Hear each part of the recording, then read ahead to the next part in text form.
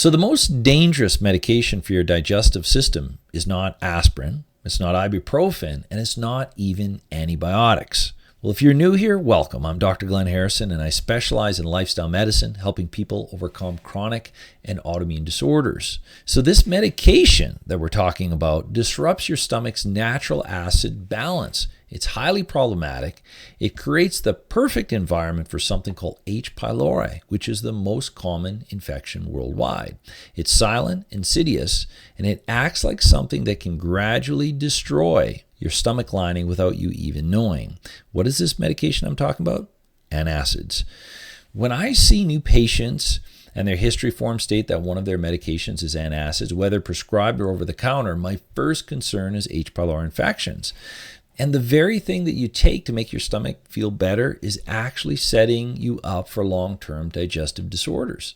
Antacids, especially the prescription ones called PPIs, literally switch off your stomach acid production. And your stomach is supposed to be acidic for a reason. And when you shut that acid down with antacids, you're literally rolling out the red carpet for H. pylori bacterial infections. And this bacteria is so common that over half of the world's population at this moment is infected with this disorder, with this bacteria. And most people have no idea that they're infected. The symptoms are subtle and often mistaken from other conditions like bloating after meals, inability to properly digest proteins, feeling of constant burping, and that vagueness feeling of fullness. And if it sounds familiar, that's because these symptoms are so common that most people think they're normal. H. pylori is the true culprit behind what we call stomach ulcers. Up to 90% of duodenal ulcers are actually caused by this bacteria, not stress or spicy foods like we used to think. And here's what's truly frightening. Long-term use of these prescription antacids can double your risk of stomach cancer, even after you've gotten rid of the H. pylori infection.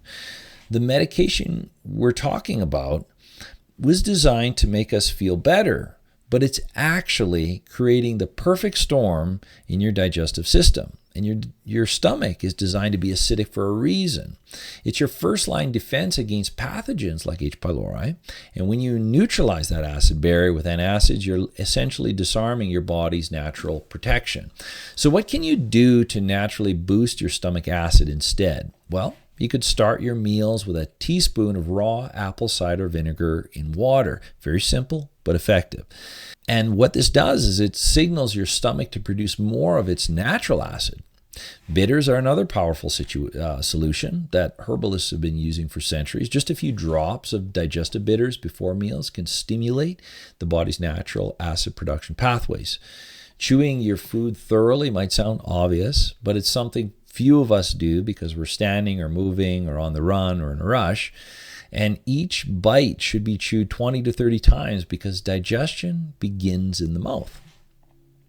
Adding fermented foods like sauerkraut or kimchi to your diet can also help restore proper stomach acid levels. But be cautious with fermented foods if you're not used to eating them. If you take too much of them initially, it can actually cause more bloating because your body has to adapt. So start off slow if it's not a food that you're eating frequently. But when you eat these foods, the beneficial bacteria in these foods support your entire digestive system.